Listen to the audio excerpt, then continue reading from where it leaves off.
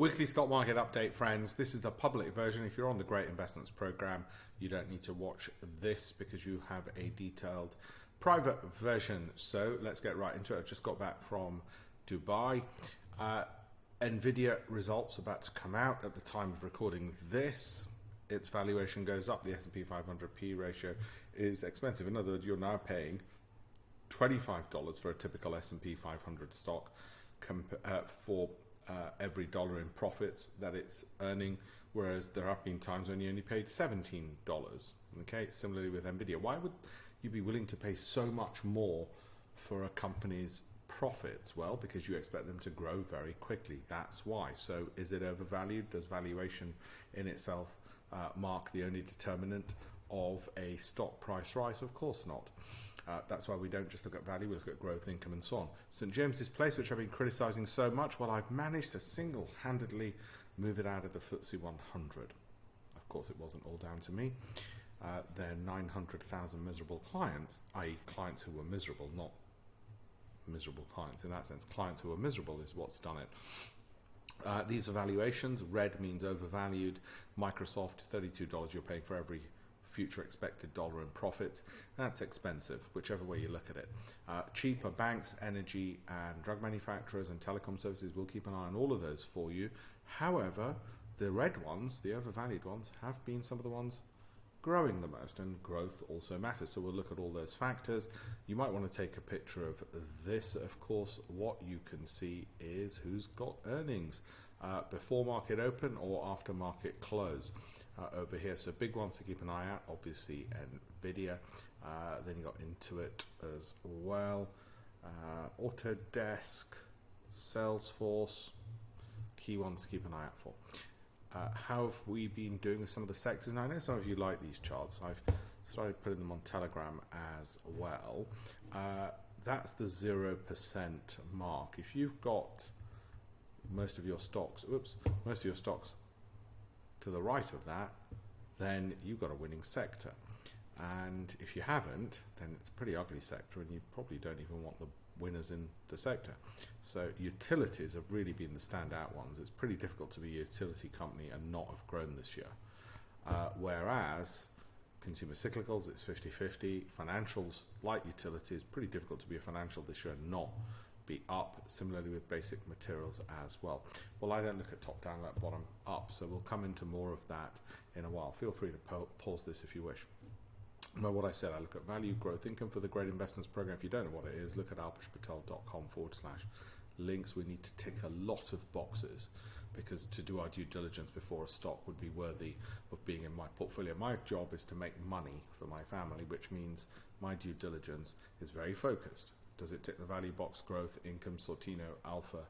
It has to tick all those boxes. The past week, it's been pretty good, not so much for Amazon. Maybe a bit mixed in some of these sectors over here, but certainly the techie stuff has been banging ahead, as have healthcare. Not so much financials this week. And all of this, I guess, to some extent shows that overvaluation, which these ones are the ones which have been growing the most, and their share prices reflect it. So that's why we don't just look at one thing. Great on the whole for ETFs. As you know, I've got a string of some of the leveraged ones. I'll do separate videos on Telegram or YouTube. You can have a look at alpeshpatel.com/links on that. If you're on the program, you don't need to look at any of that because you'll get it directly. Year to date, the S&P is up 11, the Nasdaq's up 11.2, the UK, almost all three of those up almost exactly the same amount so far year to date, which just shows you the degree of correlation between, say, the UK and the US. Up all the way down, back up again. That's what year to dates look like. What's been leading the way? Well, as I said, utilities, then communications, then energy, financials, and finally technology.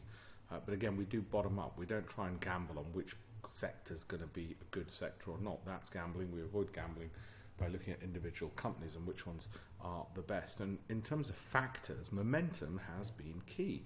For those who think it's a dirty word and focus only on value or growth, you're wrong to, because momentum is critical for success. That's why we look at not just value, growth, or income, i.e. dividend yields. We also look at momentum, which I don't know why is considered the dirty sort of relative of the others, given that Jim Simons, the legendary hedge fund manager, passed away this past week, and he, at the age of 40, started investing and turned pretty much zero into, what was it, a fortune of 30 billion purely on momentum trading while investing.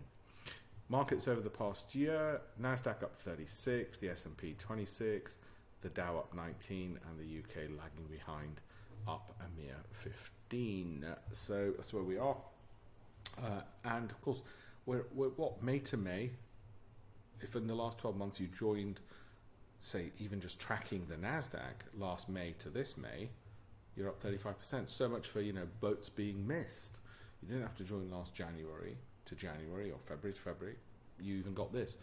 The top 10 FTSE 350 stocks over the past month, they're 350 of the largest UK companies. What are they? These have been the best performers. For your reference, feel free to pause. Let's have a look at the S&P 500, shall we? Rising, as it has done in previous weeks, weekly going up, monthly going up. I remain bullish. As you know, I've got 3 times leverage on it again. I had that since January. I got out of it during this baby bear drop. If you don't know about my concept of baby bear, mama bear, and daddy bear is where you need to be in cash. Mama bear is where you'll have a bit in cash. Baby bear is where you can really keep hold of things, maybe take some profits. Then have a look at my blog, alpeshpatel.com/links. But as I say, where we are at the moment is, as we were around here, looking pretty positive and happy to have the 3 times leverage on it. Also gives a good environment against which to pick stocks. Okay, the FTSE continues higher. You could do 3 times leverage or double leverage in the FTSE index tracker. I'm sure. I don't know if there's double leverage. It might be a 3 times. My concerns haven't been borne out that this would run out of steam as it often has done in the past with the FTSE 100, and everybody forgets. I guess with the election there'll be greater certainty and before and after the results, and should continue moving higher. So if you did want to plow into that, be my guest. Nasdaq, the MACD, the monthly MACD tracking this higher, is very similar to what it did here, and similarly keep an eye out for drawdowns and durations. I've described those in the past, so do that. So which are the top S&P 500 stocks? The top 10 performers are these. Okay, they're the top 10. Let's look at some of those, not all of them. On the private Great Investments Program channel, I'll go through all of them, but on the public one, just do a few. I'll do a pick of the bunch, as it were.